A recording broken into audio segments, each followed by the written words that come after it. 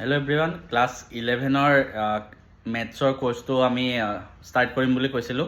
তো তাৰ আপডেট দিব আহিছোঁ। আজি সন্ধিয়া 8 বজাত 8 PM টুডে এটা লাইভ ছেশ্যন হ'ব, য'ত মই ষ্টুডেণ্টসকলৰ লগত কথা পাতিম আৰু তাত ক্লাছ 11 কেনেকৈ আৰম্ভ কৰিব লাগে, কি কি কিতাপ পঢ়িব লাগে, মই ক'ৰ পৰা পঢ়াম, তাৰপিছত ক্লাছৰ শ্বেডিউল কেনেকুৱা থাকিব, সেই গোটেইখিনি তোমালোকৰ লগত মই আলোচনা কৰিবলৈ গৈ আছোঁ।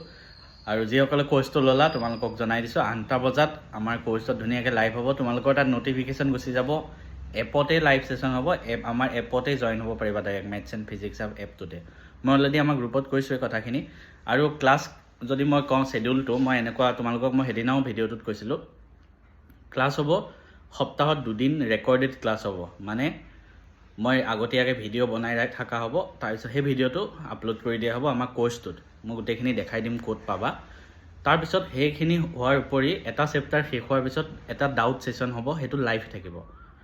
ডাউট ছেশ্যনটো লাইভ থাকিব, তাত তোমালোকৰ সেই চেপ্টাৰটো যি ডাউট আছে গোটেইখিনি ক্লিয়াৰ কৰা হ'ব। আগত ক্লাছকেইটা দিয়া হ'ব, ধৰা 3টা 4টা 5টা ক্লাছত, ধৰা 4-5টা ক্লাছত আমি NCERT এটা চেপ্টাৰ খতম কৰিম, তাৰ লগতে NCERT চলিউশ্যনো থাকিব। সেইখিনি ৰেকৰ্ডেড ভিডিঅ' হ'ব আৰু তাৰ ওপৰত এটা ডাউট ছেশ্যন লাইভ হ'ব।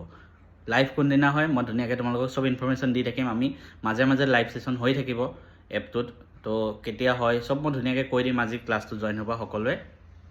আৰু ইয়াৰ উপৰি ফাৰ্ষ্ট আমি কোৰ্চটো খতম কৰি লওঁ, তাৰপিছত আমি এণ্ট্ৰেঞ্চৰ কুৱেশ্যনবিলাক কৰিম বা মাজত আমি কৰি যাম। এতিয়া প্ৰথমতে আমি বেছিকখিনি ক্লিয়াৰ কৰি লওঁ। প্ৰথম যদি ইমান টানত গুচি যাওঁ, টান কুৱেশ্যন, তোমালোকে নিজৰ ডিম'টিভেটেড হৈ যাবা। তো ফাৰ্ষ্ট অফ অল আমি বেছিক বস্তুবিলাক ক্লিয়াৰ কৰি আমি এণ্ট্ৰেঞ্চৰ MCQলৈ যাম। তাৰপিছত চেপ্টাৰ ৱাইজ মক টেষ্ট তাৰপিছত আহিব। ফাৰ্ষ্ট বেছিকখিনি আমি ক্লিয়াৰ কৰি লওঁ কেইদিনমান সময় লৈ পেলাই। তো যিমান ষ্টুডেণ্ট আছে তোমালোকে শ্বেয়াৰ কৰি দিয়া নিজৰ ফ্ৰেণ্ডছৰ মাজত এই কথাটো।